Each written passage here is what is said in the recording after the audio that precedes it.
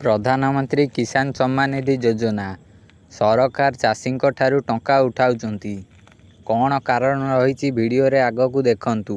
Hello friends, ଆପଣମାନଙ୍କୁ ମୋ ଚ୍ୟାନେଲରେ ମୁଁ ସ୍ୱାଗତ ଜଣାଉଛି। ଆପଣମାନଙ୍କୁ ଏ ଭିଡ଼ିଓରେ ମୁଁ କହିବି ପିଏମ୍ କିଷାନ ସମ୍ମାନ ନିଧି ଯୋଜନାରେ ଯେଉଁ ଟଙ୍କା ମିଳିଛି ସେହି ଟଙ୍କାକୁ ଆପଣମାନଙ୍କୁ ପୁଣି ଥରେ ସରକାରଙ୍କୁ ଫେରାଇବାକୁ ପଡ଼ିବ।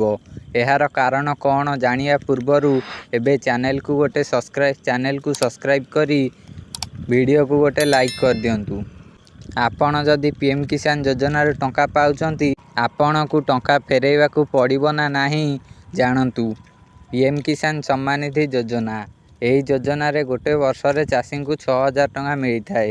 ଏହି ଯୋଜନା ଚାଷୀମାନଙ୍କର ଆର୍ଥିକ ସହାୟତାକୁ ପୂରଣ କରିବାକୁ ଆରମ୍ଭ କରିଥିଲେ। ଏହି ଯୋଜନାରେ ପ୍ରଧାନମନ୍ତ୍ରୀ କିଷାନ ସମ୍ମାନ ନିଧି ଯୋଜନା ଅନ୍ତର୍ଭୁକ୍ତ। ଏହା ଅଧୀନରେ ସରକାର କୃଷକ ପରିବାର ଧାରଣ କରିଥିବା ଗରିବ ଓ ଦୁର୍ବଳ ଲୋକଙ୍କୁ ଗୋଟେ ବର୍ଷରେ 6,000 ଟଙ୍କା 3ଟି କିସ୍ତି ମାଧ୍ୟମରେ ପ୍ରଦାନ କରନ୍ତି। ସରକାର ଗୋଟେ ବର୍ଷରେ 2,000 ଟଙ୍କା ପ୍ରତ୍ୟେକ 4 ମାସର ଡିଷ୍ଟାନ୍ସରେ 3 ଥର ଦେଇଥାନ୍ତି। ଚାଷୀମାନଙ୍କ ଆକାଉଣ୍ଟକୁ ଡିବିଟି ମାଧ୍ୟମରେ ଟଙ୍କା ଡାଇରେକ୍ଟ ପଠାଯାଏ। ଏବେ କିଛି ଦିନ ଆଗରୁ 14ତମ କିସ୍ତିଟି ଚାଷୀ ଭାଇମାନଙ୍କୁ ଦିଆଯାଇଥିଲା। ଏବେ ଚାଷୀ ଭାଇମାନେ 15ତମ କିସ୍ତିଟି କେବେ ଆସିବ ବୋଲି ଅପେକ୍ଷା କରି ରହିଛନ୍ତି। ଏବେ ଜାଣିବା ସରକାର କାହିଁକି ଚାଷୀମାନଙ୍କ ଠାରୁ ଟଙ୍କା ଫେରାଇ ନେଉଛନ୍ତି। କ'ଣ ଏହାର କାରଣ? କ'ଣ ପାଇଁ ଏଭଳି ନିଷ୍ପତ୍ତି ସରକାର ନେଇଛନ୍ତି? ସମସ୍ତଙ୍କଠୁ ନେବେ କି ଅଳ୍ପ ଲୋକଙ୍କଠୁ ନେବେ? ଚାଲନ୍ତୁ ଜାଣିବା। ଗଣମାଧ୍ୟମ ରିପୋର୍ଟ ଅନୁଯାୟୀ ପ୍ରଧାନମନ୍ତ୍ରୀ କିଷାନ ସମ୍ମାନ ନିଧି ଯୋଜନାରେ ଭୁଲ ଉପଯୋଗ କରୁଥିବା କୃଷକମାନଙ୍କ ବିରୋଧରେ ସରକାର କାର୍ଯ୍ୟାନୁଷ୍ଠାନ ଗ୍ରହଣ କରିଛନ୍ତି।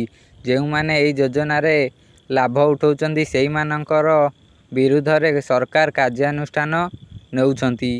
ଜମି ରେକର୍ଡ ଯାଞ୍ଚ ସମୟରେ ଅଯୋଗ୍ୟ ଥିବା ଏଭଳି ଚାଷୀମାନଙ୍କ ଠାରୁ ପ୍ରଧାନମନ୍ତ୍ରୀ କିଷାନ ସମ୍ମାନ ନିଧି ଯୋଜନାର ଟଙ୍କାକୁ ନେବା ପାଇଁ ଅନୁମତି ଦିଆଯାଇଛି। ଯେଉଁମାନେ ଏହି ଯୋଜନାରେ ଅଯୋଗ୍ୟ ସେମାନଙ୍କ ଠାରୁ ସରକାର ଟଙ୍କା ଫେରାଇ ନେବେ। ସେମାନଙ୍କୁ ଟଙ୍କାକୁ ଫେରାଇବାକୁ ପଡ଼ିବ। ଯେଉଁମାନେ ଟଙ୍କା ଫେରସ୍ତ କରୁନାହାନ୍ତି ସେମାନଙ୍କ ବିରୋଧରେ କାର୍ଯ୍ୟାନୁଷ୍ଠାନ ଗ୍ରହଣ କରିବାକୁ ମଧ୍ୟ ସରକାର ନିର୍ଦ୍ଦେଶ ଦେଇଛନ୍ତି। ଯଦି ଆପଣମାନେ ଟଙ୍କାକୁ ନ ଫେରାନ୍ତି ତାହେଲେ ଆପଣଙ୍କ ବିରୁଦ୍ଧରେ କାର୍ଯ୍ୟାନୁଷ୍ଠାନ ଗ୍ରହଣ କରାଯିବ।